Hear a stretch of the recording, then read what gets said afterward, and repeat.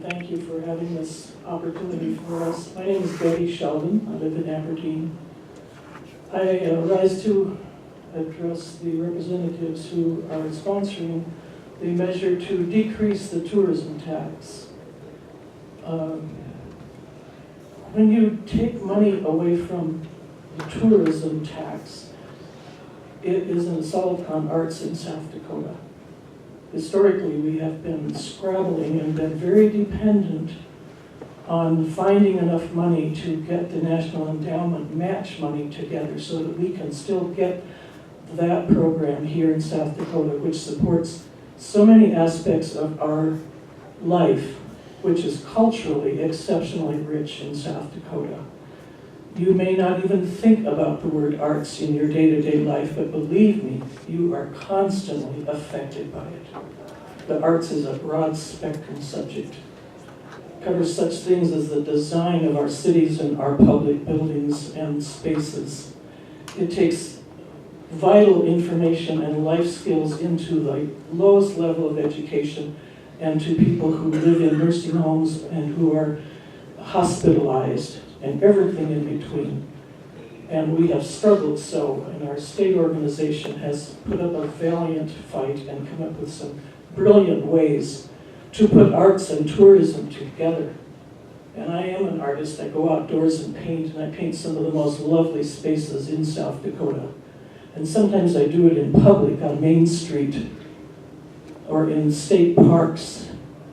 And people come by and they see an actual grown woman out there in the field with her easel set up, doing something that they've always wanted to do, to hear them tell. And the children come by and they say, "Are you an artist?" And it's only recently that I've had the time in my life to actually make myself into an artist, and I enjoy it. It enriches my life. And so I'll often hand the child one of my brushes and say, "I sure am. Do you like to do art? What kind of art do you enjoy?" And I'll invite them to touch that brush to my painting and see what it feels like.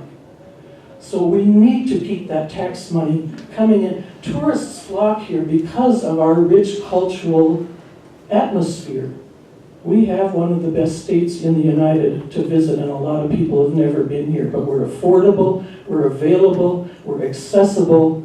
And I couldn't live here in Aberdeen if our arts community wasn't what it is. I grew up here, went away, and I came back because I could see that the arts community here was vital. So I implore you who have your names on that measure to please reconsider. Thank you very much. Thank you for your question. I really appreciate that question.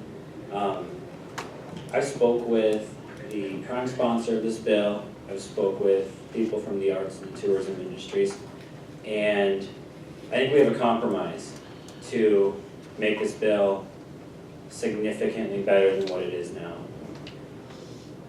The prime sponsor's concern was for people in South Dakota who are traveling and during their touring here, for low-income families, the cost associated with that. The arts and the tourism, their concern was, hey, we're going to lose a lot of money here. The tourism industry, I hope I get these numbers exactly right, they said for every dollar we bring in, it's another $4 or $5 that we can bring back to the state.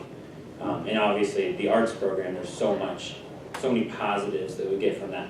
So after speaking with several different people, I've actually came up with what I hope to be a compromise that I hope everyone can support, but we'll see what happens in committee. I do have the prime sponsor on board, so I think we can get the bill amended so that the current version will not even be debated, but we'll have a new version. And what that new version will do is it will create a two-tiered system. For non-residents, it would increase the tourism tax from 1.5% to 2%. And for residents of South Dakota, it would eliminate the tax from 1.5 to 0. It would increase, for any non-resident, it would increase the tax from 1.5 to 2%. And then for residents of South Dakota, there would not be the tourism tax. So because most of the dollars coming in, the vast majority of those are coming in from people out of state, I do need to follow up with this on the LRC and the tourism industry. but this should increase revenue. And that was the concern of the prime sponsor, is that we're gonna be taking away money from low-income families in South Dakota. So what this is gonna do is gonna help the low-income families in South Dakota, but it's also gonna provide more revenue for the tourism in the arts industries in South Dakota. So I hope that's something that you would view as a favorable compromise.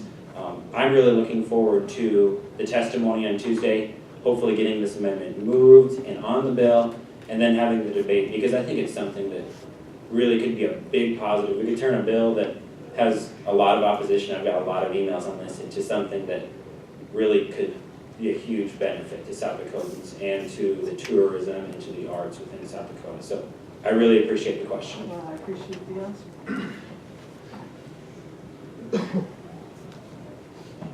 And thank you very much for the question.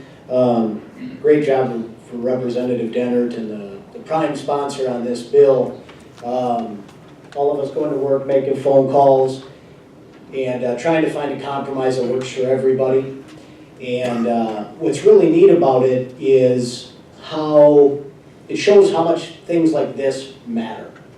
How much things like this help us in our decision-making process. When we're getting those emails and we see that there's going to be opposition for this, you know, because there is a learning curve with ideas. With this tax specifically, we're told 2009, 2011, and then 2013 that it was a tourism industry tax. 2009 it started out as 1% with a sunset clause. 2011 it went to 1.5 with a sunset clause. 2013 they pulled the sunset clause off. So we're all told this is tourism, tourism, tourism, and then immediately when you try to roll back a tax and make it more affordable for the average South Dakotan, all of a sudden we get the influx of information that, hey, this also affects the arts, which is a very vibrant community. And when you think about South Dakota and how we're known nationally, if not worldwide, it is because of the arts. Mount Rushmore, the largest artistic sculpture on the planet, I believe. So it's something that obviously we're really taking into consideration, and we're going to work hard to find our goal, which is to lower the cost on the average South Dakotan. And I know Representative Dennert did a little research and found that this two-tiered system is something that has actually happened before in North Dakota and Montana. They had a similar situation when Montana didn't have a sales tax. North Dakota imposed a two-tier system to encourage Montanans to come up to North Dakota, and if you're from Montana, then you wouldn't be charged a sales tax. So it is something that does have a history, something we can work on, and it might actually end up saving South Dakotans money and yet bringing some more money into tourism. I'm really excited to hear the debate on Tuesday, and it's kind of neat, just on a personal level, to be working on this idea and then have a lot of people tell you, your idea sucks. and then we get to turn it around, and it could end up being a windfall for everybody involved. So I'm excited to hear the debate on Tuesday. Thank you for the question. I'm glad I made your day.